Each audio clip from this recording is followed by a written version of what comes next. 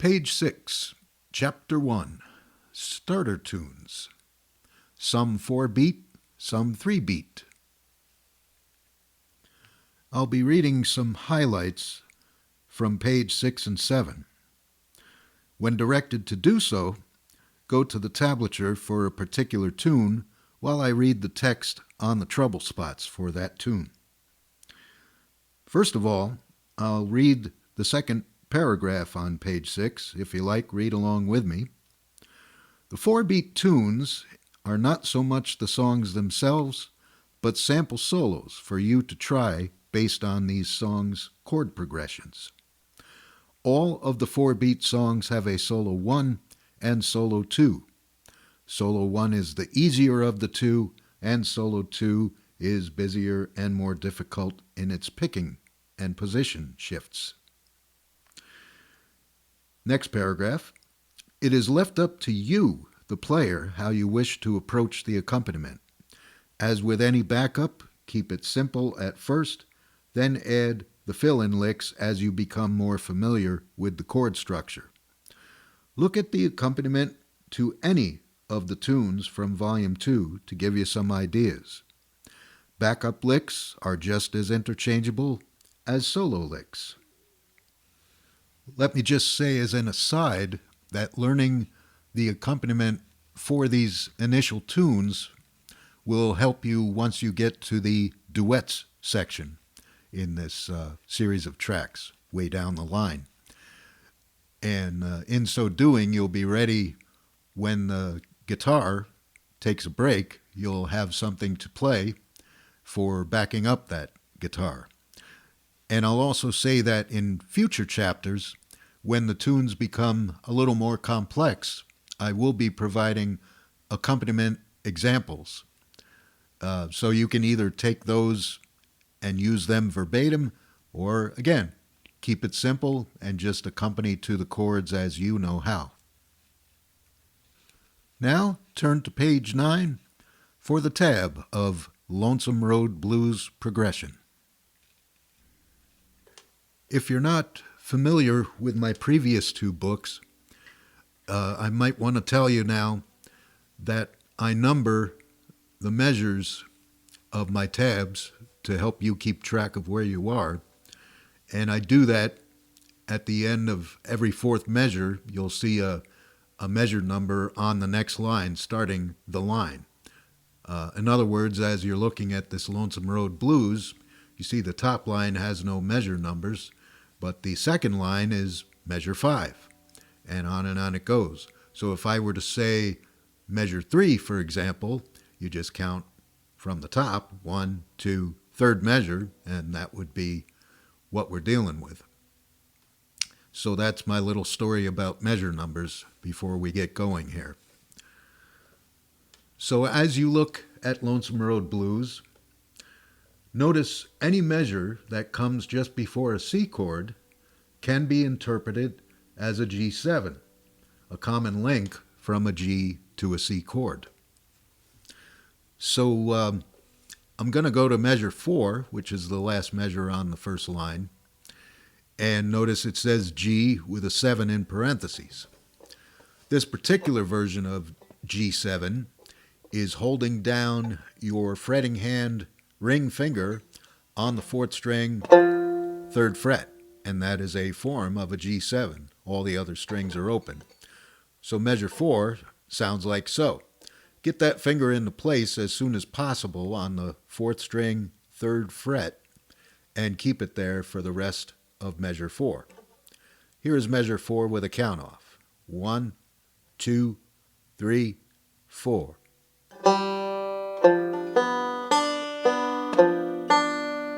Leading you to a C chord in measure 5.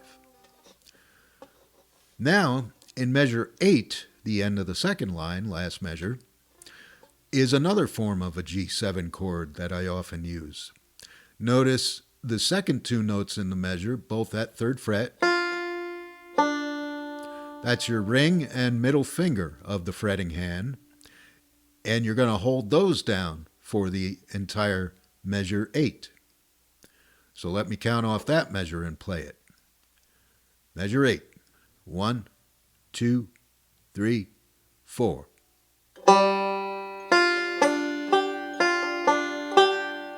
Let me get that a little cleaner for you. 1, 2, 3, 4. That's not clean. 1, 2, 3, 4.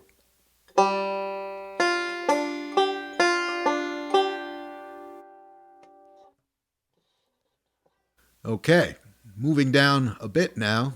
I'm getting into solo 2, which starts at measure 17. I go to the end of that line, and I end up at measure 20, the last measure on that line. And although it says G7, there is not necessarily an indication of a G7 chord. Measure 20 starts with 4 open strings. Then notice a fingering gets held down at frets 6 and 7 on your second and first strings. Ring and middle fingers, grab those. That will be followed by the ring and middle fingers moving forward 2 frets to frets 8 and 9 to get a little bit of a melodic walk-up, you might call that. So here's measure 20. 1, 2, 3, 4. Leading you to the C note with the pinky on the next line, first string, 10th fret. And measure 20 is a form of a G7 when you hit that frets 6 and 7 on your second and first strings. That has the notes necessary to create a G7. In fact, that note on the first string causes it to be a G9. So that's really fancy theory talk we're talking here. All right. Moving on again to the next line, which starts with measure 21, we're going to go over to measure 24 at the end of that line. And it starts with index finger at the first string, 9th fret. Then shift to your ring and middle fingers, still at the 9th fret, but adding the second string, 8th fret. And then we move up to a 2-string bar at 12th fret, followed by a pinky, which you're still holding the bar down, but the pinky comes in at the first string, 15th fret. Now let me play all of measure 24 for you. 1, 2, 3, 4.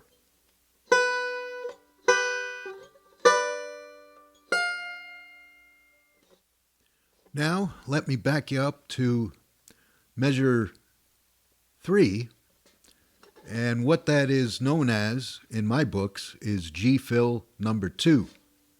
So I hope you have a good handle on how to pick that. There is a full description on how to get to your G fill number 2 in volume 2. But anyway, let me play 4 G fills of this type in a row. This is, again, measure 3 of Lonesome Road Blues. 1, 2, 3, 4.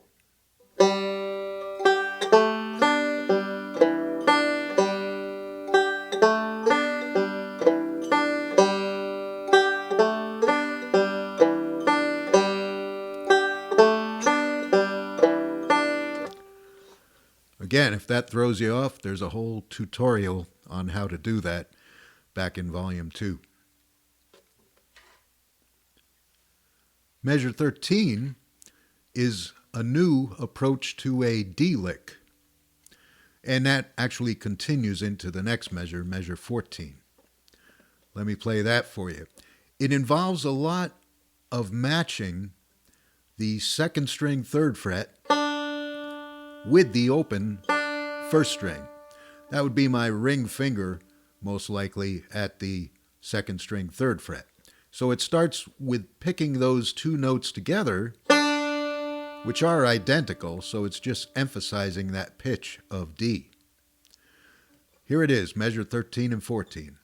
1, 2, 3, and 4. and.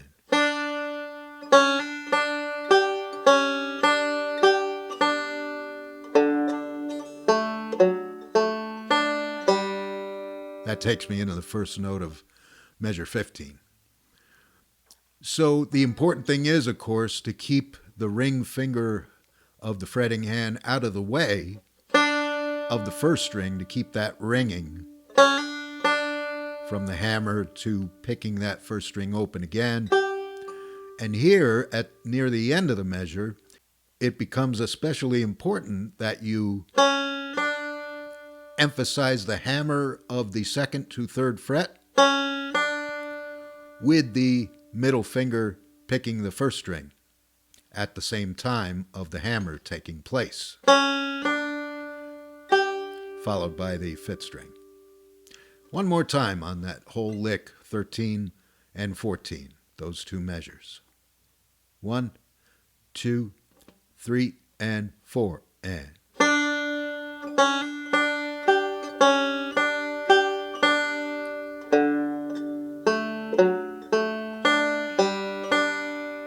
Took you in a little bit of measure 15. Now we'll take a look at some of the trickier spots in Solo 2, which starts at measure 17 of Lonesome Road Blues. Solo 2 begins up the neck with a higher G chord form, D shape. What that means is you take your D chord that you know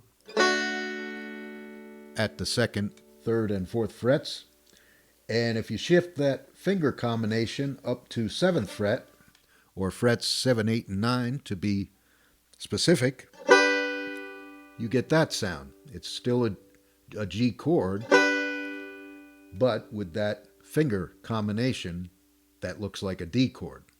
Of course, we'll get into more theory behind this as the book goes on.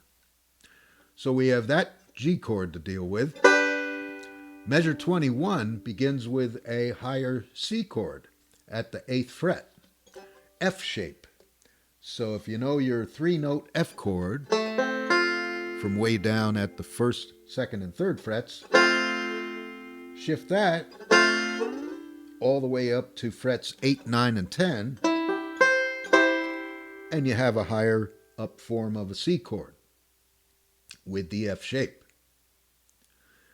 Then, at measure 25, you've worked your way up to a higher yet C chord form, and that is with the D shape way up at frets 12, 13, and 14. So here are our new chord shapes. We have G again with the D shape at frets 7, 8, and 9. We have the new form of C chord with an F shape at frets 8, 9, and 10. And we have another C chord way up at frets 12, 13, and 14 with the D shape. So become familiar with those, and soon you'll learn a theoretical reason why these chords get their names. Okay, so now that we've broken down some of the major trouble spots, I'll play Lonesome Road Blues progression through at a nice slow tempo. I won't be doing the accompaniment for now, but you can hear the accompaniment in the duets section. 1, 2, 3, 4.